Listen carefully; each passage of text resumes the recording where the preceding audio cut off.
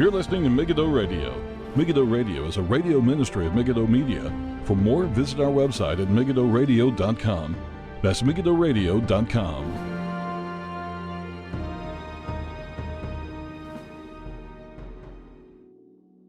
Good everybody, welcome. This is Paul Flynn with MEGIDDO Radio for the 27th of May 2017.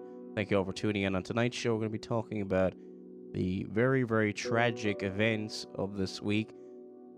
We're speaking, of course, about the Manchester bombings, and I had a number of other shows lined up for this week, and basically they kind of derailed my plans. I've done shows on Islam before. This is probably like the 5th or 6th show I've ever done on Islam, and kind of went away from it for a while. Wasn't planning to return to it, but with what is happening in the world, I don't think I can really put it on the long finger anymore. As much as I feel that there are better scholars in the world who deal with this issue, like Robert Spencer, who I think is a very good writer, journalist for Jihad Watch. However, I kind of feel that there's a need to look at these events that are happening, but especially from a reformed point of view. And if this is the first time you've ever listened to this, just so you know my background and who I am a Reformed Christian. I'm a Reformed Presbyterian. Covenanter is another term that we used. And so that is the point of view which I will be coming to it from. Now, it was one of those things where I feel like, for those of you not aware, I live in Ireland. So England is pretty much on our doorstep. Okay, it's about maybe like an hour's flight away. We have obviously a common history with England. I know people dispute that and say Irish are different and all this kind of stuff, but we share a lot of things over the years, as is any country that has been in the Commonwealth before. And lots of Irish people have gone to England, lots of English people come to Ireland and work and things like that, and there's a lot of back and forth and a lot of share the same, by and large, roughly the same culture. Now, so it very much feels like it's on our doorstep. Was I shocked by the attacks? Sadly, I was not. But this has to be covered for the sake, okay? Primary reason for doing this show is the gospel of our Lord and Savior Jesus Christ, and hopefully edify the church.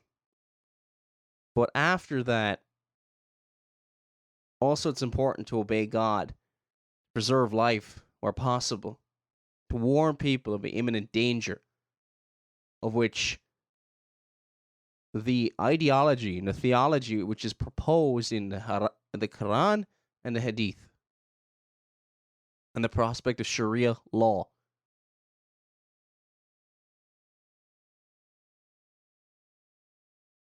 It's been a hard show to prepare in some ways, and I'm still going through a lot of things. I won't be covering this topic on Monday or Tuesday whenever the next show is done. That will probably be on, actually, there's a story by Mark Driscoll. That's actually what I was going to do tonight, but I had so many news stories in front of me that I felt like I really needed to cover this, and especially for MEGIDDO TV. This will be on MEGIDDO TV hopefully soon. And you can just go to megiddotv.com for any of the previous shows that are on MEGIDDO TV. There's an unwillingness to look at the true motivation behind the bombing. I think most of you know there was 22 killed and about 119 injured. And I don't know, maybe those numbers are actually higher. That's the last numbers I've seen since then. But one of the things I'm aghast at, you see, they make it sound like there's a bombing here and a bombing there. Since the 22nd of May, there have been, that I know of at least, was it 1, 2, 3, 4, 5, 6, 7 Islamic terror attacks around the world since that attack in England. In the Philippines, Marawi, 9 were killed on the 24th, 3 days ago. 9 Christians, I don't know how Christian they were, but 9 Christians were captured by Islamic militants and shot to death. In Iraq, in Mosul, 23 were killed on the same day. An ISIS bomb trap takes out a family of 23 taking shelter. The victims include pregnant women and children. Indonesia, same day. 3 were killed, 10 were injured. 2 suicide bombers on a bus terminal. In Somalia, in the city of Bari, 5 were killed, 12 were injured, and 5 people are exterminated by a Shaheed suicide bomber. In Egypt, in Minya, 29 killed, 23 injured. And in Afghanistan, in Kust, 18 killed and 6 injured. So, how many of the virtue signalers want to open up the borders and allow in mass immigration from the Middle East, whatever country you want to name? I'm not saying we cut off all routes to people and things like that, no. But unchecked mass immigration of Muslims. Let's emphasize what we're talking about here. This has nothing to do with race or skin color or anything else. This has everything to do with Islam, the teachings of Islam. And a significant amount of the Muslim community has support for ISIS. There's no getting away from that. I don't know what percent that is. It's a minority, but there's a significant amount. And here's the thing now, there's not one place on earth where there's not this threat.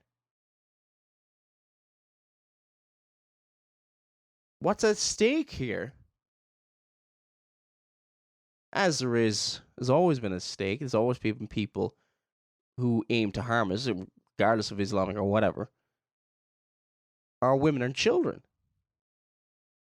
In England, there's a rampant epidemic of Muslim rape gangs. Some of them caught and prosecuted, some of them let off. In Sweden, there were mass reports of gang rape within a music festival. And the problem is, it's not just isolated incidences. We're not just talking about, hey, here's this one event, completely out of character. You can get all these celebrities, Muslim or whatever, going on TV claiming, oh, well, this is a distortion of Islam. Really? Is that why the Qur'an says, fight those who are unbelievers, who are disbelievers?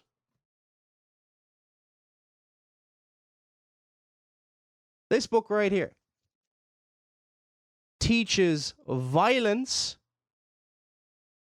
says, do not take the Jews and the Christians for friends, for they are friends of each other. And I know there's different stages of jihad. When a Muslim is in the minority, they pretty much claim victim status all the time. The greater ascendancy than this defensive jihad. That's why a lot of the terror attacks in America or Britain is say, oh, well, they're in our land, so it's defensive jihad. That's the justification used, constantly repeated in the media. Even people like, Ron Paul will repeat, oh, it's blowback. Yeah. American intervention in Libya and other countries like that has stoked extra people probably to enlist. Sure. But is that ideology not already there? How about the 1400 years of Islam? Does that not matter? Do you think people don't believe what this says? You believe that, you're sadly mistaken. I wish people didn't believe this book.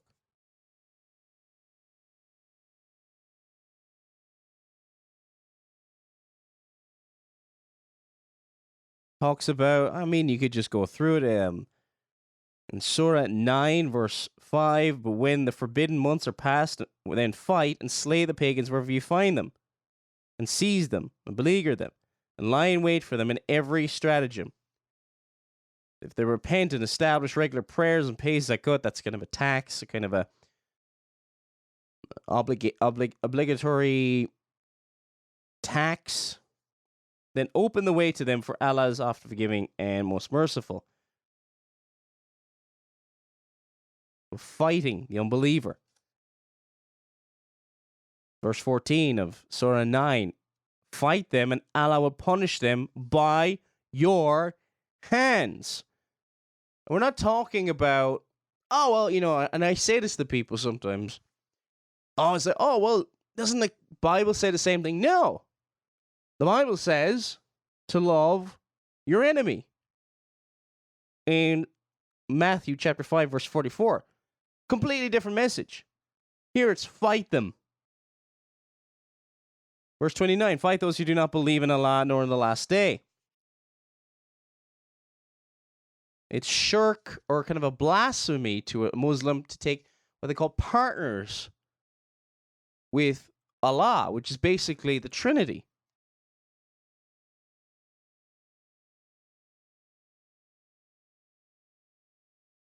It says in Surah 9, verse 123, O ye who believe, fight the unbelievers who are near to you, and let them find hardness in you, and know that Allah is with those who fear him. Fight the unbelievers.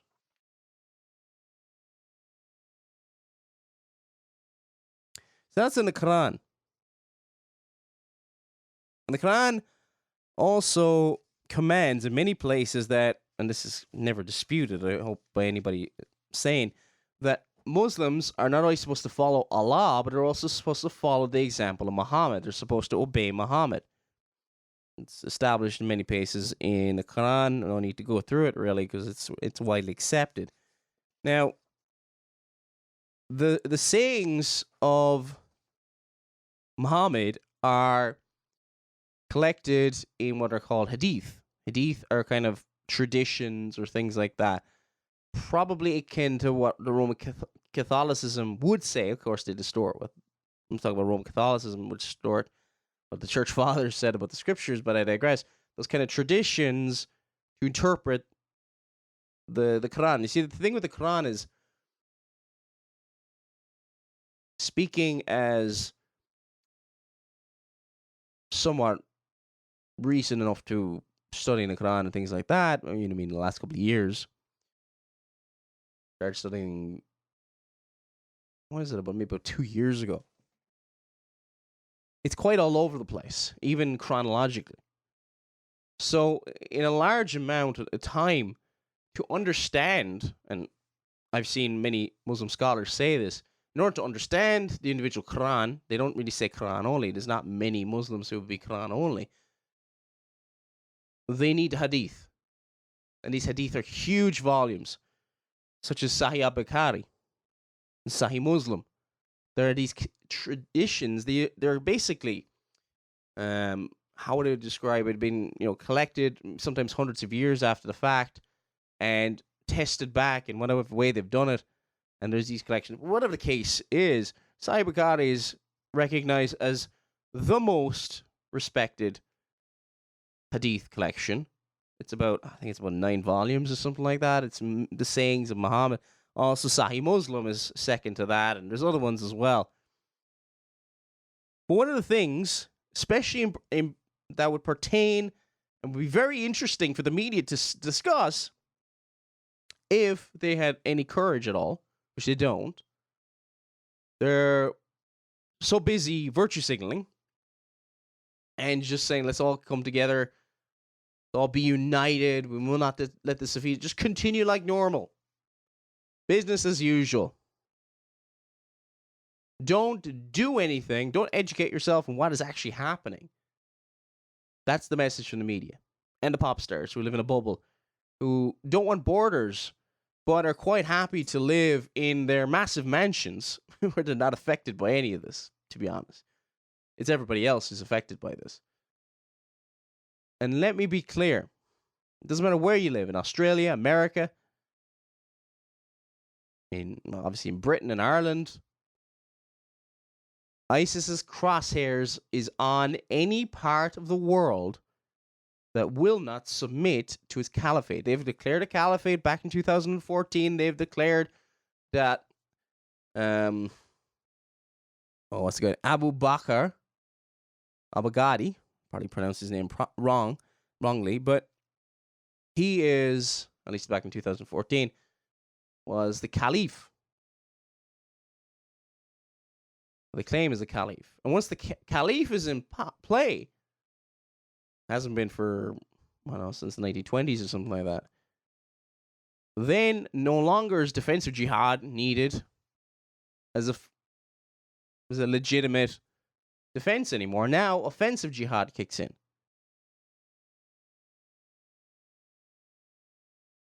This is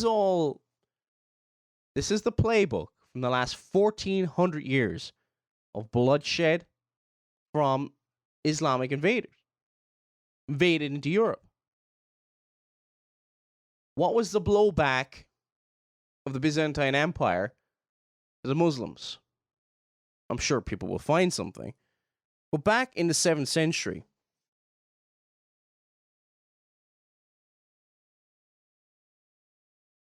John of Nikiou, I think that's how you pronounce it, Nikiou, was a 7th century Coptic Christian bishop. Look, again, when you go back that far, you're not exactly sure how orthodox these people were or weren't. But I digress. This is what he said back in the 1690s when Umar's army, he was like the third caliph or something like that, one of the first caliphs anyway, arrived in his native town some 50 years before. So he's talking about 1650s. Excuse me. So he says, then the Muslims arrived in Nikiou.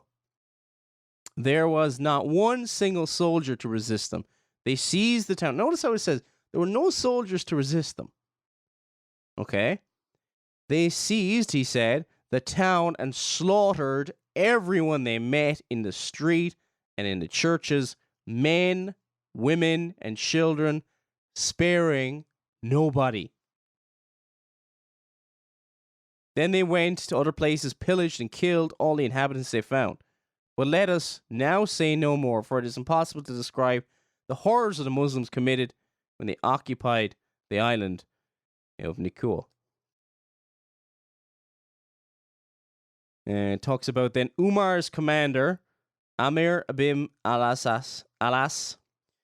It was extremely brutal. He says, Amir oppressed Egypt. He sent its inhabitants to fight the inhabitants of the Pentolas, which is Tripolitania today. And they gained a victory. He did not allow them to stay there. He took considerable booty from this country and a large number of prisoners. The Muslims returned to their country with booty and captives. The patriarch Cyrus felt deep grief at the calamities in Egypt because Amr, who was of barbarian origin, showed no mercy in his treatment of the Egyptians and did not fulfill the covenants which had been agreed with them. And so on and so forth. And there's some examples from history. And, all right. What is Sahih? We were talking about Sahih Bukhari, the hadith. In that, Muhammad said, I have been ordered to fight the people till they say, La ilallah illallah, which is, none has the right to be worshipped but Allah. And whoever said, La ilallah illallah, Allah will save his property and his life from me. Sahih Muslim 30 says, Muhammad said, I have been commanded to fight against people so long as they do not declare that there is no God but Allah. So if you do not bow to Allah and the Caliph. Look, this is a crosshairs, by the way, just on Shia Muslims as well. Shia Muslims make up about 15% of the world Muslim population. They're often, what I know, persecuted by Sunni Muslims, which make up 85% of the entire Muslim world. This is Sunni. And they would believe in the Caliph. And what I know, the Shia have a slightly different understanding of that. But I digress. There's always seems to be a faction between the two of them. And generally, from what I can see, the Shia tend to be much more peaceful, much more moderate. Yeah, of course, hashtag not all Muslims. Yes, of course, there's, there are Muslims who are not interested in terrorism at all. There are plenty of Sunni Muslims who are not interested in terrorism. But the silent majority is meaningless. It was meaningless in Nazi Germany. I'm sure the majority of the people who stayed silent did not agree with what it was doing, would probably not have done themselves. But they stayed quiet out of fear. Same in Japan or wherever country is taken over by these tyrants. But all the media can do is articles like this from the Irish Times, which I briefly read today. Muslims in Manchester. And you think, let's talk about their theology. Let's talk about what they believe. Why did that man who blew up with nails and other things, children, Salman Abedi. Is that what we're talking about? Is that what we're looking at? A lot of medias know. They just say, sad and shocked. Many fear retaliation following Monday's suicide bomb attack. Retaliation in what? The people were a threat, especially to Western civilization. Not that I'm saying that Western civilization is perfect or anything, but it's much better than what they have in the Middle East. Okay? It's much different. I think we'd agree. Okay? I can travel to a church here. I can't do that in Saudi Arabia. Or for anywhere else for that matter. I do that in some parts of the Muslim world, I'll be killed. I'm not saying all. Or I'll be a dhimmi. I'll have to submit. I'll be a second-class citizen. Or my other choice is that they would behead me. Think this doesn't happen?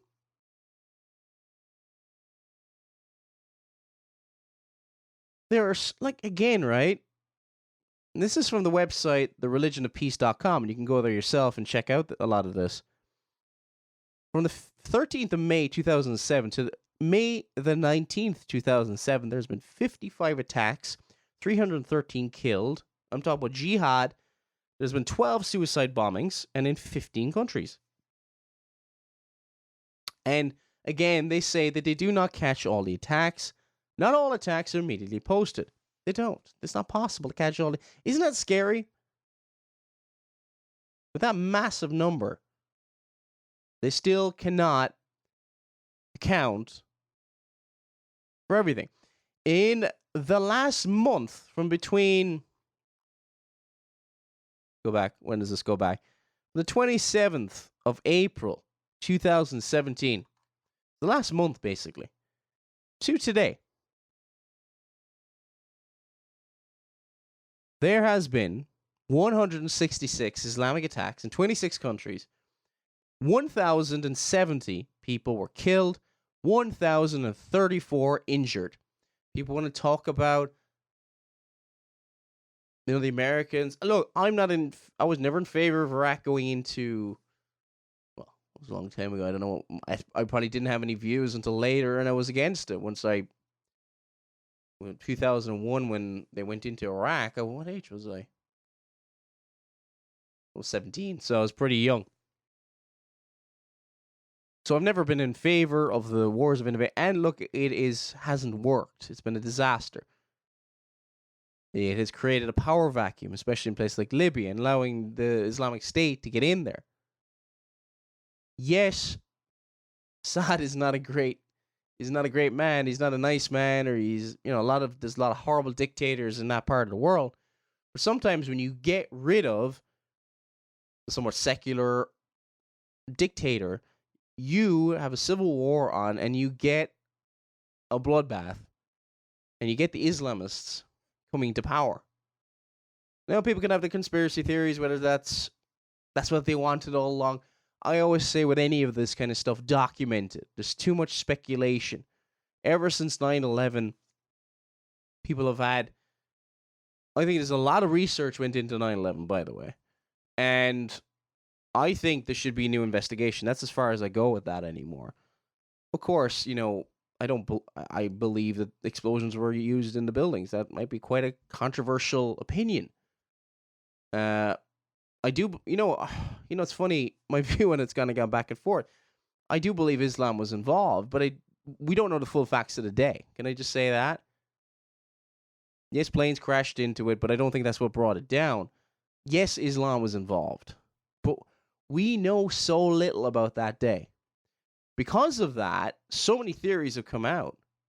I think probably the best group, or one of the best groups, is like Architects and Engineers for 9/11 Truth, and all they're calling for is another investigation and how the chemical and physical evidence doesn't stack up. And that's as far as they go, and that's as far as I'm willing to go. And actually, as further I study it, I'm going, whoa, this is far more complicated than I realized. I mean, you factor in the Saudi Arabia were allowed to leave straight away afterwards. That Saudi Arabia is involved in 9/11 was never properly investigated. I mean, for crying out loud, if we go by the official version of Osama bin Laden, he's kind of from that family, right? Shouldn't they be, questioned first? Even Michael Moore, as much as his terrible documentaries are, he documented for 9/11, didn't he, back in the day, that they were allowed to leave pretty much within, what was it, a day or two later? I can't remember the exact details. Anyway, ever since then, because of there's things that happen, things are covered up. It happens in governments all the time. Unfortunately, men's hearts are wicked. We still don't know the full details of that day. We still don't know the full details of a lot of different things. But this is pretty clear. This incident, it's ever since 9/11, become a new kind of a JFK moment. The internet has become addicted to conspiracy theories. It's gone off a cliff. Really has. It's gone so off a cliff, you've got flat earthers. Look, don't contact me about flat earther stuff. Not interested. I'm just not going to waste my time with it. Anyway, I digress. That's the direction it's gone. I suppose you could say it's promising. There are some really good alternative media, but it's such a quagmire of nonsense as well. But you didn't realize a lot of these kind of conspiracy theories are very much helpful towards the Muslim world. I do believe Islam was involved in 9/11. Yeah. I don't know the full details about it. I don't claim to know the full details about it, but I do believe it was. But I think we need a new investigation. Absolutely. Saudi Arabia's involvement. What actually happened? The physical evidence. What actually happened in the day? What brought down Building 7? Things like that. And probably a mixture between a couple of different factions who have different views in the day. I don't believe the official version, but I don't believe the conspiracy theory version either. Does that make sense? I hope it does. Anyway, but that's what I'm saying. We can't fall into a lot of what Press TV put out and a lot of all these other groups, because Press TV are Iranian TV, by the way. Not exactly very fair and balanced. But anyway, the media won't touch this, and all they're really worried about, and straight away, interviewing people that's on BBC News and things like that, what are they talking about? Oh, the poor Muslims. not kids being blown apart. Look, if Muslims get abuse, it's horrible. I'm not saying that's great. It's not good at all. And if anybody shouts some kind of racist things, I'm sure you can find racists in different parts of the world. That's horrible. However, I'm sorry, but it's not at the top. It should not be the top of our priorities to defend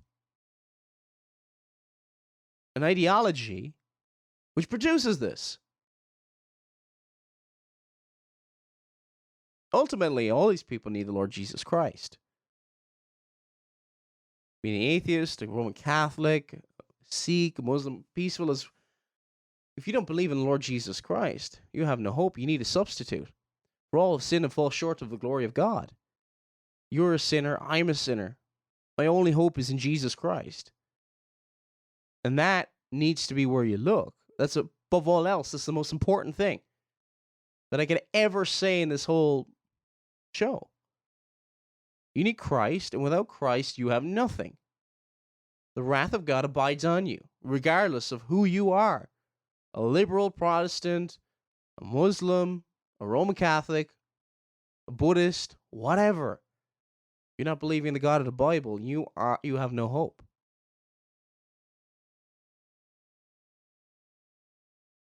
But what was the true motivation?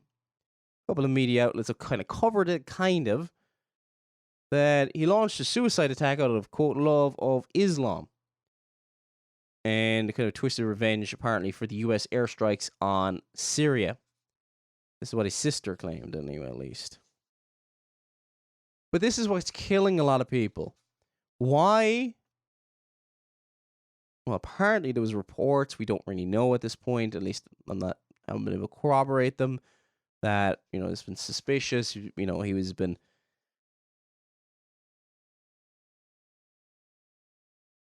getting extra religious, shall we say. So, this guy, he was born in Manchester in 1994. And he was one of at least 4 children who grew up in a household. Now, his father was a prominent member of the Libyan Islamic fighting group. And is banned in the UK over a decade ago. Why was he let in the first place? This is what you get. Why are people... I'm not talking about all Muslims. I'm talking about those who fought in jihad for radical groups and have ties to Islamist terrorism. Why are they allowed into the country? Why? The Nazis, would they be let into England during the Second World War? Oh, come on in. No borders. It doesn't matter. There's a faction of the Muslim world. I'll say a faction. I don't want to say the entire Muslim world. At war, we don't know what percentage it is. Sadly, we don't. Is at war with everybody else. And the Muslims who don't agree with them and the Caliph. So his family had links to terrorism. And he went to fight against Gaddafi. And this is what happens with U.S. foreign policy, unfortunately. That a lot of these rebels and the weapons and all these kind of deals that are really, really bad, the weapons and the money and everything else ends up going to radical groups like ISIS. Okay, you can say blowback for that. But the primary motivation is not just that. I mean, what happens in Sweden? What's Sweden's great crime? Sweden has opened its doors and basically pampered people from Islamic backgrounds. And what has happened to Sweden?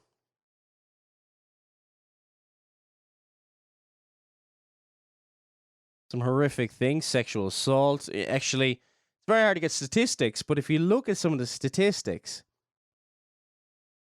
you find that roughly about 78% of rapes in Sweden have been committed by the 2% of the male segment of the population. I'm just hearing such disgusting I don't know what you even call it, excuses.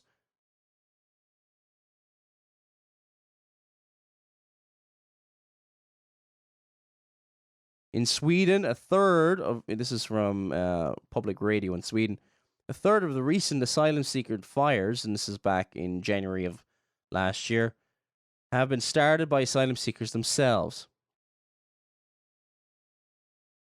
Stephen Hedlund, professor of Russian and East European studies, said a very strong contributing factor to this development, the refugee disaster, is the deep, and it's talking about basically the carnage, okay, that's been taking place in Sweden in recent times. A very strong contributing factor to this development is the deeply self-important Swedish view of this country is a moral superpower. We have gleefully acted as the world's conscience. We have made a moral virtue out of staying out of World War II, which others perceived as pure cowardice. We have been pompous about not joining the military alliance NATO, while coldly calculating that others would come to our aid in the event of war. In Germany, there's a rape crisis. There is. And I went through some of this stuff last year. In a week, and this is just taking a week in Germany. In 2015, 1.1 million refugees came into the country. Obviously, they were primarily Muslim. On the 20th of February, this is last year. This is 2016. A 34-year-old Iraqi asylum seeker assaulted two girls, 13 and 14, at a supermarket in Rottenburg. On the same day, a 51-year-old Bosnian migrant was arrested for repeatedly raping a 17-year-old. Two dark brown-skinned males assaulted a 19-year-old in Trier. 28-year-old Afghan migrant attempted to rape a woman in Blackenberg. A dark-skinned man sexually assaulted a 23-year-old in Graven. That's in one day. February 21st. I don't even know if I got to read this in the show. I think it was just, I couldn't really read it last time, but I'm just so angry that I'm sick of it being buried. I'm sick of hashtag not all Muslims. I'm sick of hearing and sacrificing our children and our wives and everything else on the altar of political correctness because men are too gutless to say anything. All the left can say is, oh, you're all fascists. Well, let them call us what they will. A man who will say nothing or not fight to defend his family is not a man, he's a coward. He's a disgrace. There was a time when Britain was attacked. Obviously, it was conventional warfare, a little bit different, obviously different. They enlisted. How fast? When the Japanese attacked Pearl Harbor, how many men enlisted? How many men would enlist today? No? What do we have today? Effeminate? Cowards. Where are the men? The men want to be led by women. That's today.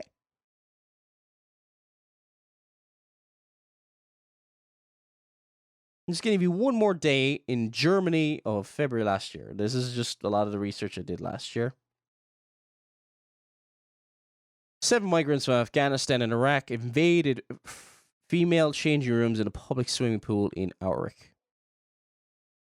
35-year-old Syrian migrant assaulted a 14-year-old in a pool in Eike Ernfort. An unidentified migrant raped a 21-year-old woman at a train station in Bad Schwadron. And you probably wonder, why is this in the media?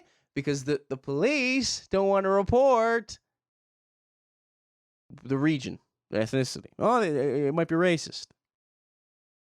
44-year-old migrant sexually assaulted 29-year-old female volunteer at a refugee shelter in Grobenluder. A southerner assaulted a 14-year-old girl in a train. There's, and there's boys and girls. This is what's going on. I don't have time to go through it all. That's going on. Of young girls being groomed and raped across Europe.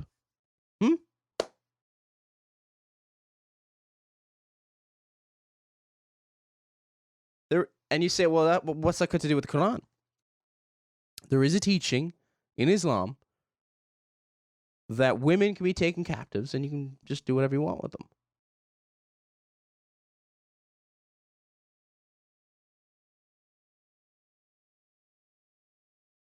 Shocking as it is,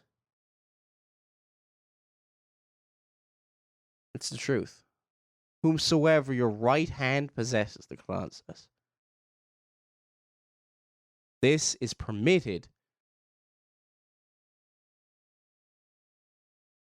in the case of a captive. Just say the captive woman is married, their previous marriage is disannulled. They can be forced to be remarried. The things that women have suffered under ISIS. Let me just give you a few examples under ISIS. This is not unique to ISIS, by the way.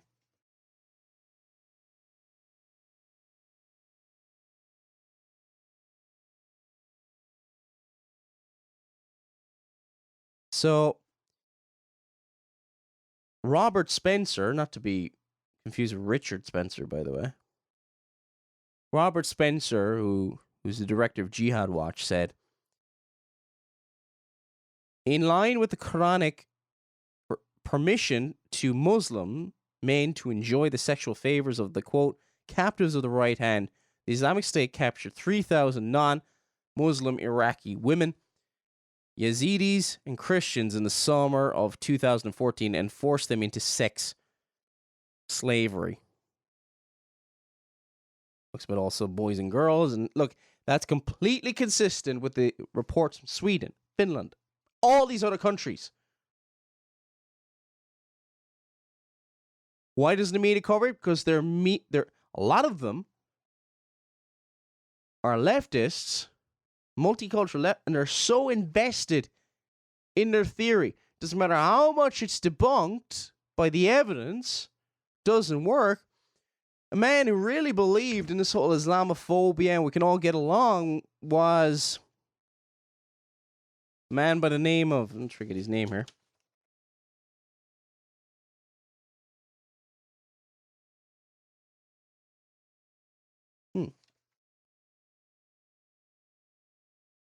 Just trying to find this here. Oh yeah, Trevor Phillips.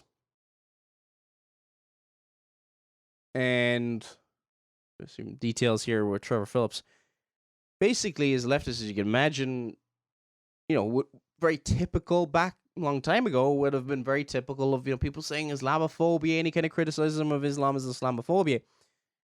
He presented a documentary.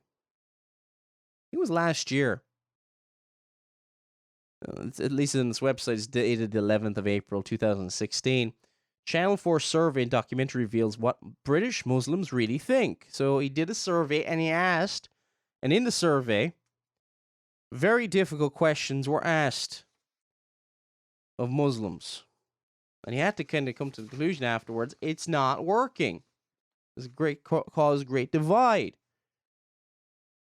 34% of those surveyed is about, if you want to know the numbers who were surveyed, there was about a little bit over 1,081, aged 18 and over, who self-identified themselves as belonging to the Muslim faith. Interviews are carried out face-to-face, in-home, and geographical areas in which minimum Muslim incidents were confirmed by census to be a minimum of 20%. Interviews took place between the 25th of April and 31st of May 2015. Anyway, so over 1,000 adults, 34% would inform the police if they thought somebody they knew was getting involved with people who support terrorism in Syria. Only 34%. That means that, the 66% would not tell the authorities if somebody they knew was involved in terrorism. Could you imagine if you knew about the bombings in Manchester? You knew that this guy, Salman Abedi, was being radicalized or was believed in terrorism, could have carried something out, and then you did nothing. Well, maybe even worse, you maybe even celebrated it. I don't know. But that you said nothing, and you knew that this was going on. Blood's on your hands. But only a minority, 34%. Again, this is Channel 4. This is as loony lefty as you can get. Channel 4 is so left it makes the BBC look conservative. They're all a joke. They're all fake news. That's an overused term at the moment.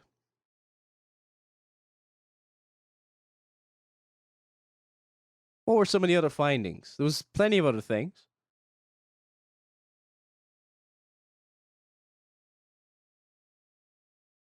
So 23% support the introduction of Sharia law. Okay, not the majority, but to what extent, if all, would you oppose? And the problem is you have to factor in taqiyya, deception, the teaching of deception in Islam, which basically says, Quran 106, Quran 3:28. 9:3, 40:28, Quran 2:225, which says, Allah will not call you to account for thoughtlessness of your oaths, but for the intention of your hearts. Allows for lying when they have to. Now, an article was written by a Muslim imam by the name of Imam Sheikh M. Tawhidi. Hope I pronounced his name right. He seems to be a moderate, by the way. He seems to be actually speaking out against, this guy's in Australia, and he seems to actually, and I say this actually, you hear a lot of people saying a lot of things, but he seems to actually be moderate, speaking out against the teachings of his own faith, which is interesting. And he's a Shia Muslim. But he wrote an article called, in the Huffington Post, The Concept of Taqiyya. And he says, are Muslims allowed to lie? And he says, no, but you have to kind of factor in he's Shia. He says, however, Muslims can lie since they have free will, but they are not allowed to. It's kind of like a double way to say. So he looks at all the verses of, says we can't lie. But then he has a paragraph at the end. This is in the Huffington Post.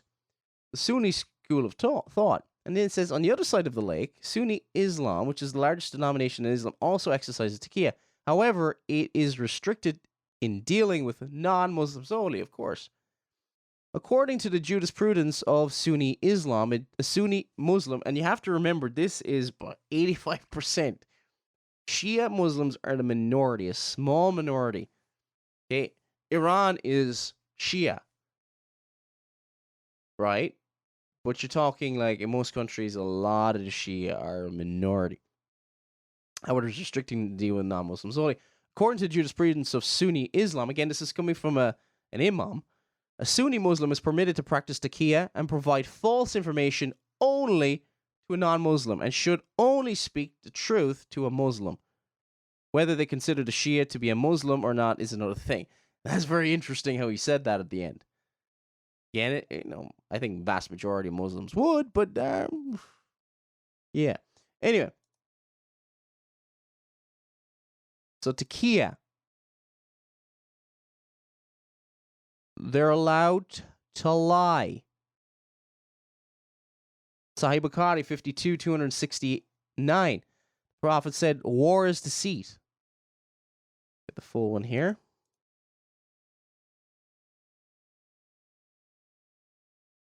Sahih Bukhari 52,269. War is deceit. And then a commentary here which says, from the Religion of Peace website, the context is this thought to be the murder of Yusr ibn Zarid and his 30 unarmed men by Muhammad's men after he guaranteed them safe passage. Sahih Bukhari 49,857. He who makes peace between the people by inventing good information, or saying good things is not a liar. It ends, there's a lot of different ones in Sahih Bukhari and Sahih Muslim. I mean, even a more modern. There's a book called The Reliance of the Traveler. I think it was published pretty recently, actually, in Cairo, Egypt. But this is one of the manuals for Islamic law today. So there's Sahih Bukhari, Sahih Muslim, Shia Imam. Well, I've seen him on television. I'm actually, Lord willing, if we got time, I'm going to play a clip of him in a second, talking to another Muslim. But there's a kind of a manual called Reliance of the Traveler. And it says this: speaking is a means to achieve objectives. If a praiseworthy aim is to attain through both telling the truth and lying, it is unlawful to accomplish through lying because there is no need for it. When it is possible to achieve such an aim by lying, but not by telling the truth, it is permissible to lie, obtaining the truth if permissible, i.e. when the purpose of lying is to circumvent somebody who is preventing one from doing something permissible, and obligating to lie if the goal is obligatory. It is religiously precautionary at all times to employ words that give misleading impression. Deception is allowed in Islam. Basically, the ends justify the means. If they don't have to lie, it's wrong for them to lie. But if it will achieve their ends, they're supposed to lie. Basically, the long and short of it. And also, you got that confirmation from a Shia Muslim Imam. Okay, we're running out of time here, but I'll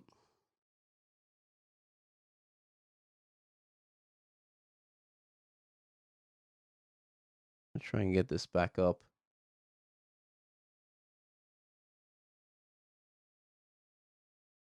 Okay, now we're going to look at a clip from Good Morning Britain, which is a program which Piers Morgan, who used to be on CNN before, is now presenting, and he's joined by Manchester Imam. This is very typical of what's kind of going on, very typical of what's been presented in the media. So let's look at this and respond to it. There's no doubt that people want to find a way of stopping young men from any community, but it seems particularly the Muslim community is where it's coming from, being radicalized. How do we do this? I think one of the things is that, first and foremost, before we start, just want to extend our condolences and sympathies to the families of the deceased. I think it's still very raw in the hearts of many people, and it's important that we always keep that in mind, and of course our prayers are with them. In terms of your question... Now, of course, our thoughts, our prayers and all that, but if it's not backed up by something solid, it's pure virtue signaling. Okay? So let's see if we can hear anything constructive and truthful here. I think one of the main elements is to actually look at the sources of radicalization. And I think that it's a very, very complex situation. We can't actually use as one facet. It's actually a multifaceted element. And it can include various variables, such as the concept of isolation from the community, lack of Islamic knowledge.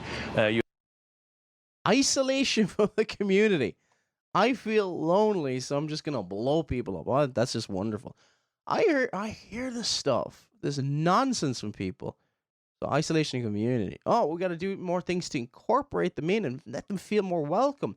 Hey, let's make everything more Islamic, so they won't feel as isolated. That's great. So,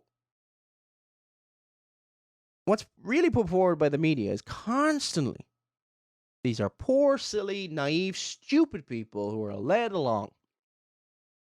Actually, you'll find a lot of the terrorists are not. Come from highly educated homes, generally. Usually, poverty is not an issue.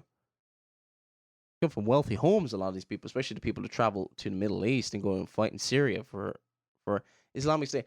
What drives them is, by and large, a need for meaning and purpose.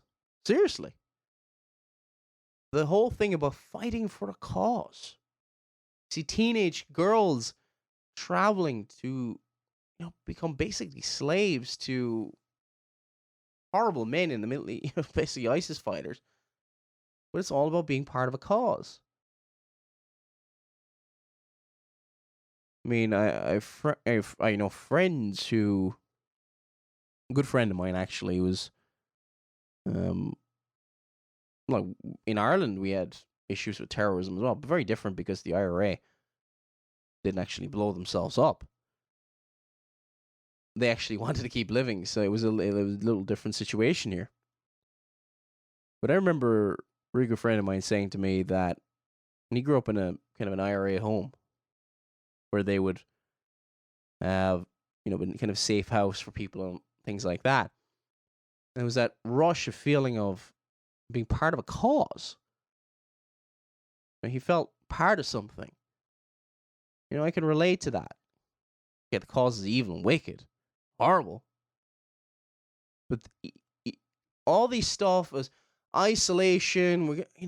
It's always making them the victim. How can we make the terrorists look as much victims as possible?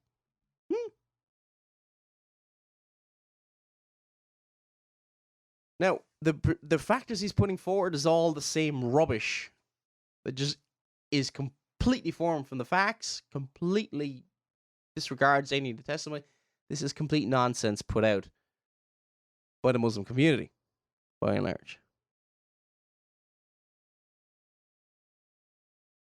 Is it that, yeah, you can say there can be some small influence of maybe, say, somebody lived in the Middle East or somebody had a family in the Middle East and maybe, an American bomb went off and, maybe killed their family.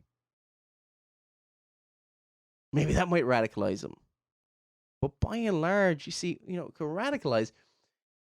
They have to already have the teaching of the Qur'an there. If it's just pure revenge,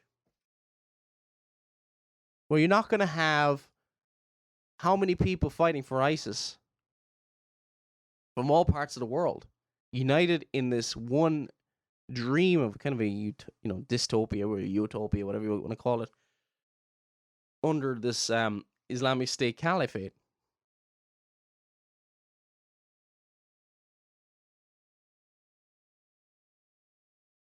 Let's continue. You have of course, the foreign policy element. You have harassment. You have unemployment. Oh, blaming America. Oh, the foreign policy element. It's like, it doesn't matter.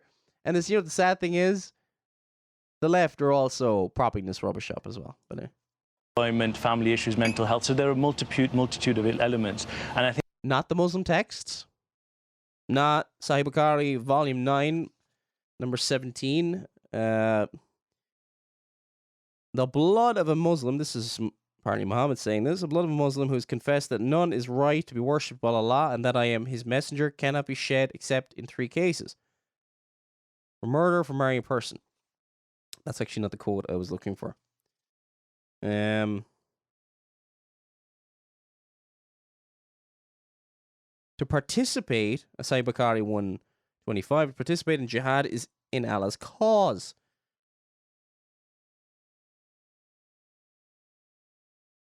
And then Muhammad says in Sahih Bukhari 496, I have been ordered to fight with the people till they say, none has the right to be worshipped but Allah. Now, I'm just wondering if he has no clue about Sahih Bukhari. That would be quite interesting. But I'm just wondering if that many Muslims, imams, who are supposed to know this kind of stuff, are that ignorant with the teachings of the Qur'an, the Hadith. I think that's the kind of first starting point, to look at that as opposed to looking at the communities themselves. So if we know these are the ways, and let me put this to Mohammed. But he's saying, like, look at everything else before you look at the communities. No, it's everything else. We're victims. Hey, this is exactly the way ISIS speaks. And when we be frank here, this is exactly the way ISIS speaks. They do anything, they just blame everybody else. We're not... See, they blame America, United States, and everything else. But loads of terrorist groups do this. It's a dangerous way to be. Adam did in the Garden of Eden. He blamed his wife, he blamed God. Eve blamed the serpent. We've got to take responsibility for our own sins. As well, if we know these are the ways to do it, why is it not working? Well, I think what you look at where we were 10 years ago and where we are now, we've seen a tremendous amount of work being done by the imams and the mosques and the community to root out this evil that exists. One of the most important things that we've got to confront is the ideology of violence. Islamic teachings have been distorted. They've used, the suffering of what is happening in Syria and other parts of the world as an excuse to brainwash people. And that's what we've got to... It's called defensive jihad. It's called defensive jihad. Again, I'm not sure if this is Taqiyya or he's just completely ignorant about it, but in Quran, in Surah 22, 39 to verses 39 to 40, permission to fight is given upon those whom war is made because they are oppressed. That's all oppressed means. By the way, oppressed in the Quran just purely means you're not allowed to be a Muslim and do whatever Muslims do in their own land. That you stand in the way of complete Muslim domination. That's basically what it means. It also says, and more surely Allah is well able to assist them. So that's the main point there. Permission to fight is given to those upon whom war is made because they are oppressed.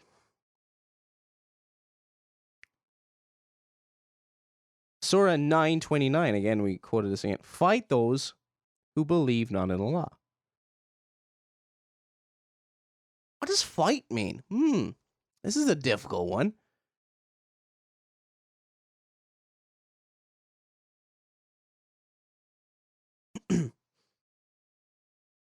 Surah 5:51. O ye who believe, do not take the Jews and the Christians for friends, for they are friends of each other. And whoever amongst you takes them for a friend, then surely he is one of them. Surely Allah does not guide the unjust people. Excuse me.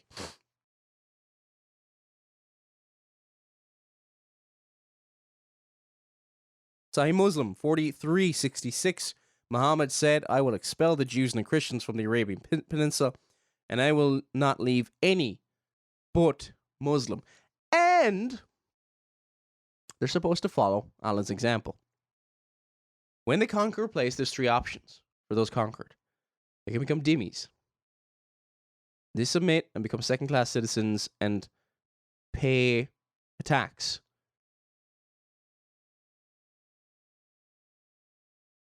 Or death. Or conversion. Conversion, those three options.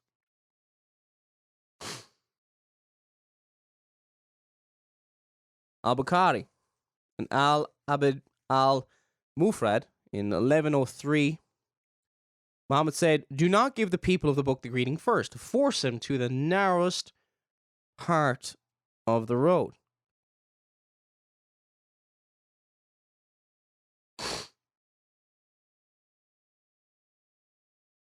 Which Islam do you think is presented here by these two fine gentlemen? Is it the Islam of the Qur'an? Or the Islam that they want the general public in Britain to believe? To confront. The idea is that we as Muslims, have we done enough? I'd actually say no, we haven't. We need to do a lot more. You know, for as long as there are people who are endorsing violence, supporting violence, and engaged in terrorism, we've got to do a lot more. Excuse me, Imam, if we could come to you, Rehan Salim, on that point. We've spoken to Mohammed a number of times on this show about this, and he's saying there that he doesn't believe the communities are doing enough. Have you noticed an increase in your community of people that are concerned with potentially some people within the mosques that are behaving suspiciously or maybe looking like they may be leaning towards radicalism? Have you noticed an increase in them being willing to share that information and talk about their concerns? Yeah, I think and I echo what has been mentioned. I do think that more needs to be done. I think more from the perspective of the fact that an open dialogue, people have actually come and mentioned that they're aware of people who have, you know, slightly different methodologies and ideologies, which are, of course, violence-based. Of course, nothing has happened from that, but they might have said that they might sympathise with some of the people who have done that violence itself. And I think we do try to address it in the mosque. There are some sermons on the concept of ISIS and this methodology itself. I do feel, though, one thing would be there is a fear, unfortunately, now whereby this open dialogue of coming to your local imam or scholar and talking openly about these issues which you're afflicted by, to really open up. And I think that we do need to create an environment. Really? Really? You can come with the Muslim sources and quote what I've just quoted, and I'm not going to be called an Islamophobe, and I'm distorting the Islamic texts and all this kind of stuff? How about Muhammad? Was he distorting the Quran? I'm just wondering how much should I believe of this? It sounds too good to be true. But hopefully it'll bear some fruit. Whereby we don't let this fester underground. A lot of the traits you'll see of these people who are involved in these kind of acts of violence, they're not really involved in the community and they keep themselves isolated. And so it's important that they're able to come to their local imams and have that dialogue, and so we can refute them in the correct way. There are serious question marks about what the intelligence agencies knew. We know, as I heard yesterday from a community activist 2 years ago, he reported it to the counter-terrorism hotline. We need to see and understand what information was passed on and whether that was monitored. We know that he was under surveillance as well. But yeah, there's got to be a dialogue between the police and intelligence agencies and within the Muslim community. I'd argue... He was under surveillance. Why wasn't he picked up? Is it possible that this isn't more people dead because of political correctness?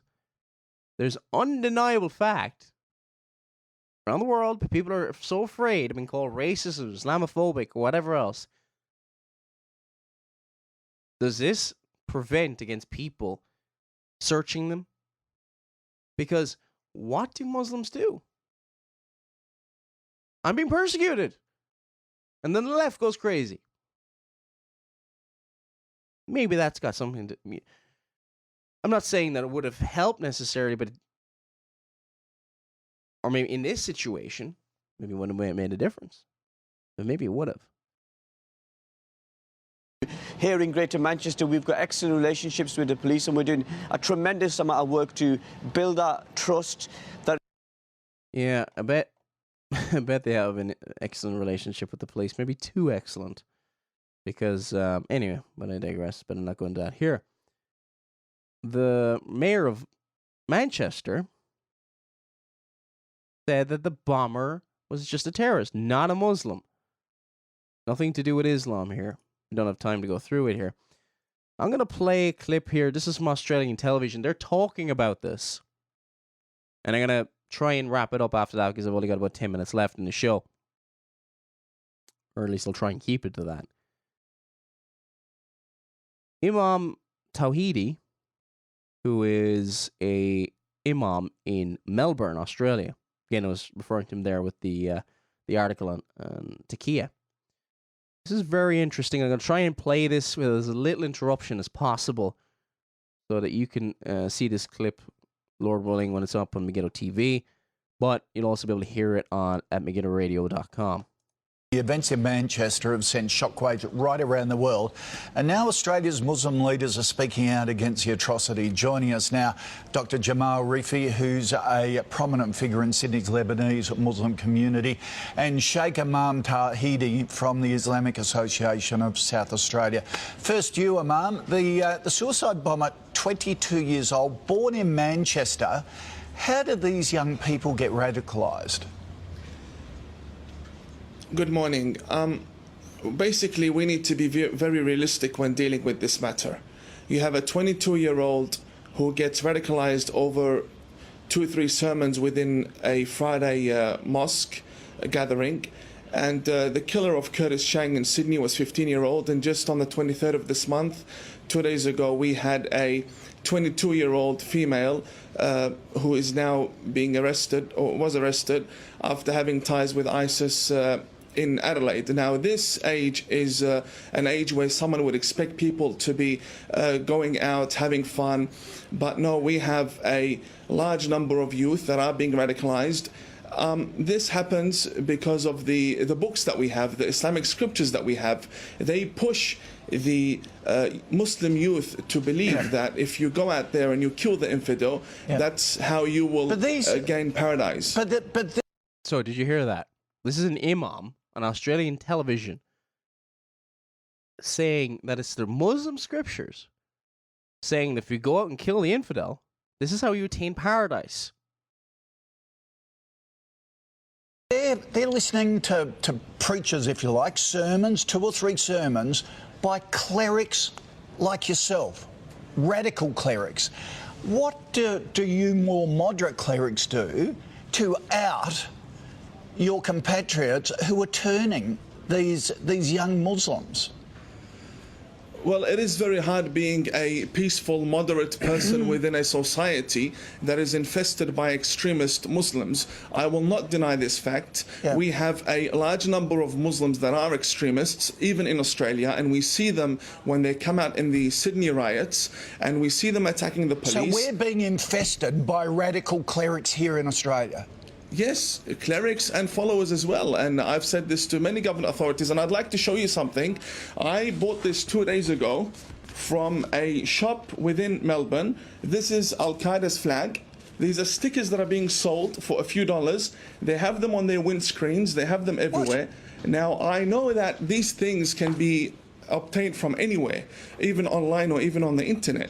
But when you have stores openly selling these items with full audacity and creating this jihadi atmosphere for the youth to put on their cars, fully modified cars now, instead of having stickers. So you're saying, do you believe our authorities should have more powers to get rid of these radical clerics and paraphernalia like that?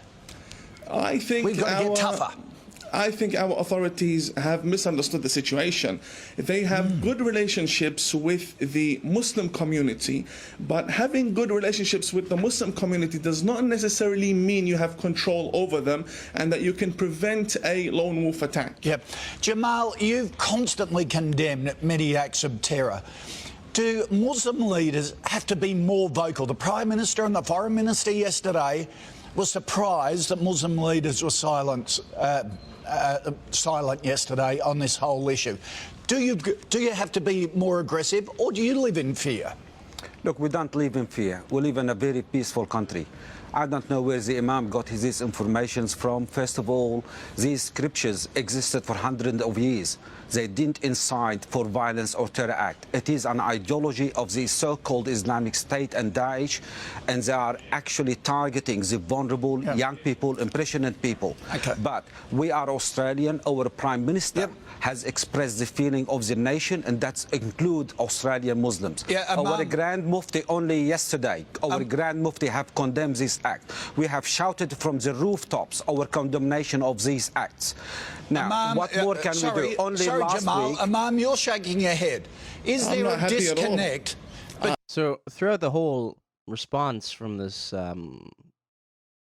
other Muslim, he seems like a scholar or something like that, given the typical Muslim line. Imam Tahidi, I think I'm pronouncing his name wrong probably every single time here. Hopefully I'm not. Shaking his head, clearly didn't agree with what the other guy was saying. Let's see what he said. It's It's amazing, even in Australia, right? I think it's like, how far away is that? But according to this imam, it's infested with kind of jihadi atmosphere. Which blowback is this?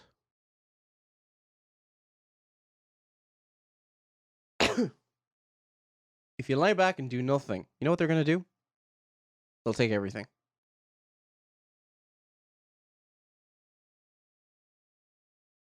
There's plenty of them who want you and your family dead. About time we got serious about this. It's about time we got serious and just said, not just kind of flippantly take Bible verses out of context to justify our pacifism. Pacifism is not biblical.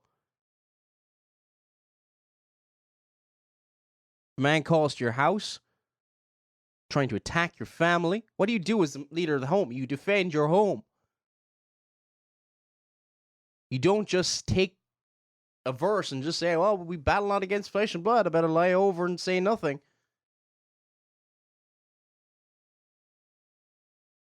Yes, the spiritual battle we face is the most important thing. But spiritually, we have physical responsibilities. I can't just quote that verse and say, well, therefore I don't have to feed my children.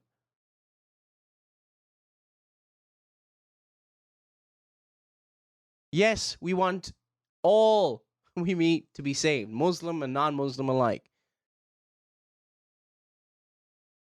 But let us not be cowards. Let us stand up and protect our homes, our neighbors, and our loved ones, if we actually care for them. So now we're going to hear what this imam says, which is quite striking. Muslim leaders. I disagree. We have a situation where there is a month doesn't go by without a terrorist attack happening somewhere around the world. And for the past 1,400 years, we have had a religion of war. That's exactly what we have had. This is not something I'm imagining. These are facts. We've had many wars. How did Islam spread from Saudi Arabia down to Indonesia and Bosnia? All spread by the sword. We had many wars. Yeah. And for someone to come and say these Islamic scriptures have nothing to do with it, I mean, that's against the facts. That's not true. The Islamic scriptures is exactly what is pushing these people to behead the infidel. Let me tell you something. The people that are beheading, that the person that killed the young girls in Manchester did so believing he was going to dine with the Prophet Muhammad that very night. And that is because the Islamic scriptures... That's not true. There is nothing... There is nothing in Islam that will justify... Do not lie to the Australian nation. Listen, we have there is in our nothing books in the Islam teachings that will of Ibn justify killing innocent teach people. to behead people and to kill and massacre people. You cannot sit there and lie to the Australian people. Wait a second. I came here believing that you are a moderate person. Do not lie to the Australian public. Reply to Jamal. Do not lie to the Australian public. Our books teach the beheading of people. Jamal, you go ahead. I never lied in my life. I've always said what I believe in, and what I believe in is the truth. Now, these suicide bombers, that what we saw in Manchester, everyone would know in the Muslim community that he is not going into heaven, he's going to hell. He just killed innocent people, let alone children. It is a horrific act. We condemn it. We are against it. And there is nothing in our religion will support killing of innocent people. Full stop. Okay. All right. Thank you for you both. Yeah, but they don't see. This is the thing. This is the equivocation that kind of goes on. What do you classify as innocent people? In Islam, the people who were taken out are not innocent, unless they're other Muslims, and that's not what they're trying to do. They did that, So innocent people. Yeah, it's just interesting how to say that, and I don't know if he's doing it on purpose or not. But according to the Muslim sources, those who are killed in jihad are not innocent.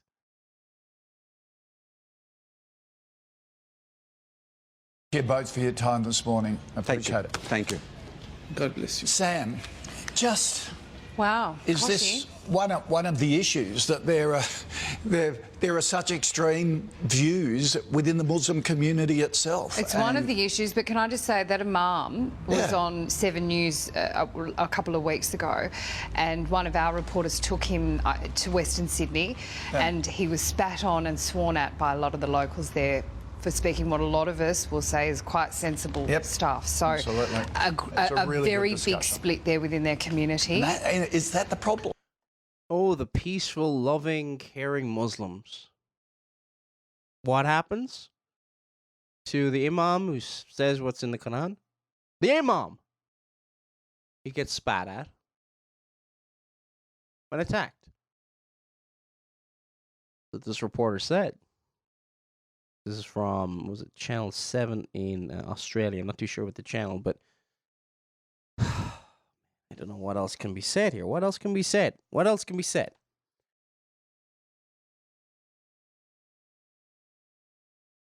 The source, the ultimate source is this man's wicked heart. It's not going to beat his wicked heart. It was murder, pure and simple, and self-murder of himself. Unless you have a substitute, you will stand before God, clothed in rags. Do you understand that? Your greatest deeds are but filthy rags. Your greatest day you have sinned. So you're going to, if you're a Muslim, you believe you're going to God, but you're going to him in an imperfect righteousness. Only Jesus Christ lived a perfect, sinless life. Died on the cross. Yes, he died on the cross. He bore the wrath of God. And Isaiah 53 verse 10 describes that. And satisfied justice, so that whosoever believeth in him shall not perish but have everlasting life. If you believe in Jesus Christ, you are clothed in that perfect righteousness. So that when you go to God the Father, you're not going in your filthy rags. You're going clothed in the righteousness of Christ. Without him, you have no hope. And I pray, by the grace of God, whosoever is listening to this will turn to him and trust in him. From Paul Flynn, may God bless you all.